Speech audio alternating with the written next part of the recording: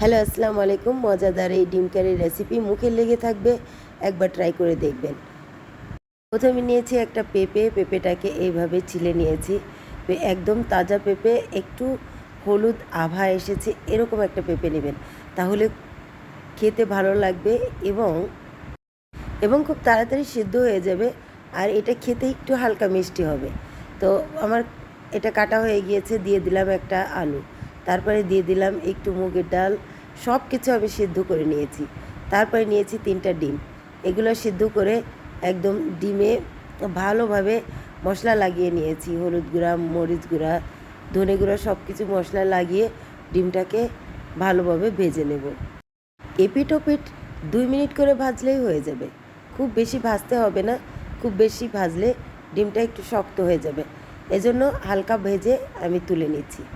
এভাবে হালকা ভেবে আলতোভাবে তুলে নেবেন যাতে ডিমটা না ভাঙে।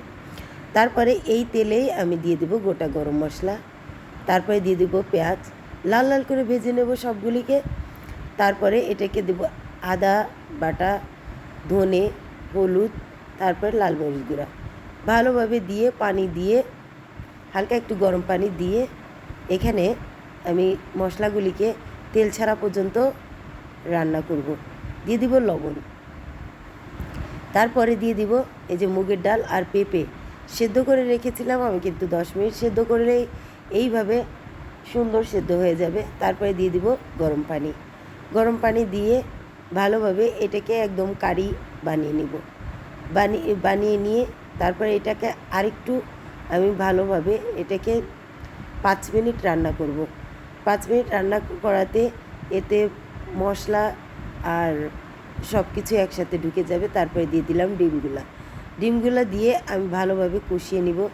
আবার 2 মিনিট মতো রান্না করব। তারপরে আমার হয়ে গেল মজাদার ডিম কারি। আপনি এইভাবে রান্না করবেন, এটা আপনার পেটের জন্য অনেক উপকারী। কাঁচা পেঁপে আমাদের শরীরের জন্য অনেক উপকারী। তারপরে এটাকে আবারও আমি ভালোভাবে মিশিয়ে নেব। মিশিয়ে নেওয়ার পর দিয়ে দিলাম কাঁচামরিচ। এই তো হয়ে গেল। দৈনন্দিন জীবনে যদি আপনি ডিম রান্না করতে চান, এইভাবে রান্না করলে আপনি সবাই চেটেপুটে খাবে। এটা রুটি, ভাত যে কোনো কিছুর সাথে খেতে পারবেন। তো কেমন লাগলো আমার এই রেসিপি? লাইক দিবেন, শেয়ার দিবেন, পাশে থাকবেন এবং আমার রেসিপিগুলো কেমন লাগলো অবশ্যই কমেন্ট করে জানাবেন। আল্লাহ হাফিজ।